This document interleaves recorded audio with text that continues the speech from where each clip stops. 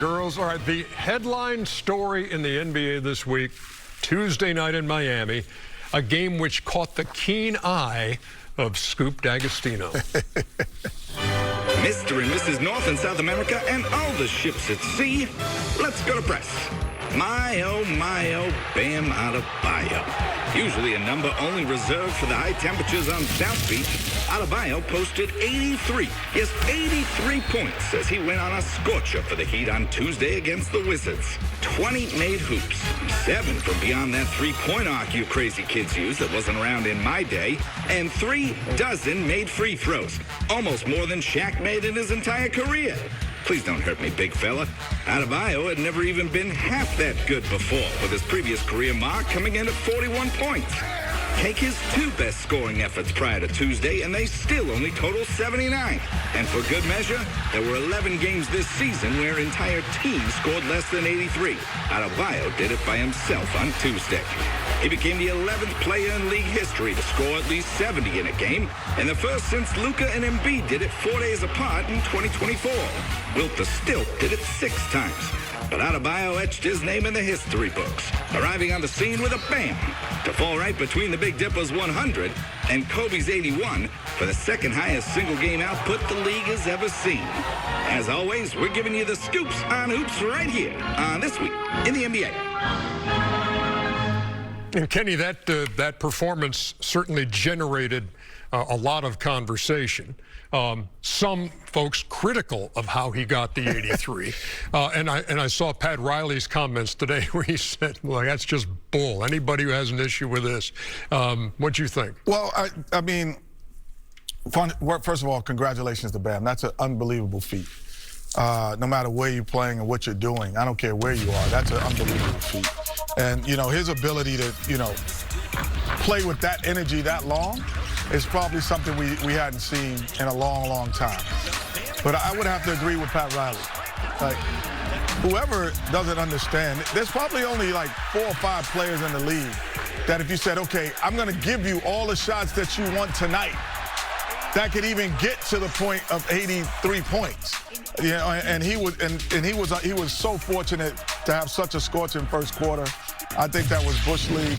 I think overall, anyone who's criticizing what was Bush League? Anyone who's criticizing it, because the ability to score at that level and to have 69, you have to go for it. Like that's like telling a home run hitter, move the guy over to third base when you could break the record for home runs. No, you hit it out the park. So no, I think he did it. The Miami Heat did it, but you know, obviously the Washington Wizards, they don't play defense well. Yeah, exactly. I'm happy for Bam. 31 in the first quarter. You hear all the people complaining, well, he shot 40 free throws. Well, stop fouling, Washington Wizards. Alex Sarr should be ashamed of himself. My favorite moment of the night was he's playing great. His mom's there having a good time. He's crying. And, you know, a lot of people saying, well, yeah, he chased the record. And you should. To all the little kids out there, if you got a chance to break a record, your high school record, if you got a chance to make history, go for it. I'm glad he went for it. I'm glad he got the 83. And I'm happy for Bam. We had this conversation today on the podcast. I like Bam Adebayo a lot. He represents everything that's great in the NBA, so I'm not going to go crazy. I didn't like some of the stuff happening in the fourth quarter. The game was already, if he had had 7, it would have still been incredible. Listen. Yeah, but how many times, Chuck, do you get a chance to put that many up when you got 9 minutes to go in the game and you got 70? I mean, everybody's in the building. Well, first of all, he is so lucky he's playing in 2026, so we would have knocked him on his ass. Exactly. We would have killed him back in the day. Exactly. Listen, I'm not doing no hyperbole or anything. Like, spell it, tough guy. Let me tell you something. Ernie, in my day, if you up 20 and shoot a 3, we're going to put your ass in the stands. That was like an unwritten rule. I've asked, we call like, hey, they're up 20. If they shoot a 3, if they shoot a 3, we call timeout like, hey, I can't tell you what teammates are like, we're going to give a bonus.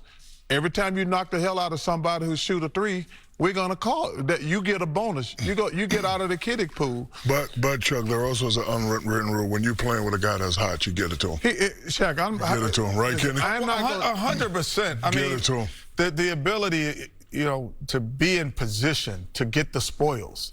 Like, he has 69 going into the fourth. With 9 minutes left. We're going for it. Yeah. Like, we are going for it, and we're going to do everything.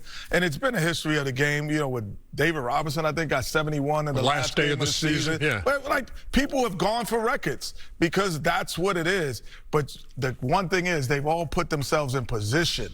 There are not 5 guys right now, and I cannot count. If we said from this point on, you get a chance to go get 83 points, I couldn't name 5 guys, and I don't think it would happen. It had to happen the way it did. Because, Ernie, every kid that plays basketball, we know who had 100, we know who had 80, we had 7. So, Kenny's right. If you're in the game and you got 69 to 12, I'm going for 75. And we're a little. And then once I get that 75, even myself, we were empathetic because he broke Kobe's record. That Kobe. never crossed my mind. No, I think as fans, I live in Los Angeles, so maybe that's why I heard that's it. just But I stupid. was like, man, he broke. That's where a little bit of the empathy comes from. No, I'm hearing. I didn't even think about that at all. No, he's supposed to go first get of all, that. when I first saw it, I said, "Man, that's incredible, 83 points. That's flat out incredible."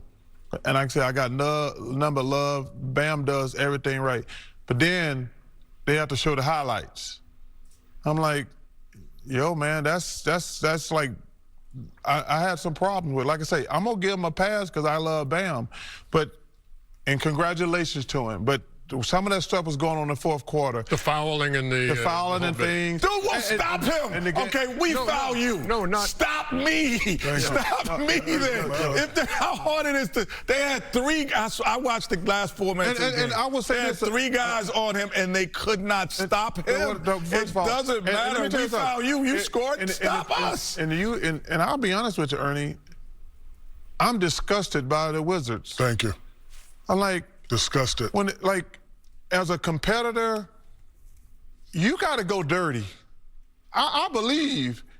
Listen. So when Kobe was going for his 81, Kobe did not do it like that. Kobe did not do it like that. Let me tell you something. When you're down 20 and the game is over, and now a team is like, just go for the record, you're disrespecting me. I thought the Wizards, who got no pride whatsoever, obviously they're tanking, but you still got to have pride. If a guy's doing that, you got to knock him on his ass. Well, he's killing you the whole game. And no, he wasn't killing you can't guard me. You got to fight. You now got to be dirty. Yes, 100%. But then I go to the line and I knock more free throws down, and I would have had 87. Because let me tell you, because Foster would have took him out the game because you said, oh, they're gonna try to hurt him, and that's what they should have did. Team fight there. A little bit of team fight. When we come back, come on, Chuck, you probably could get 20 right now. Come on, man. Stop it, Fred Abdon. 16.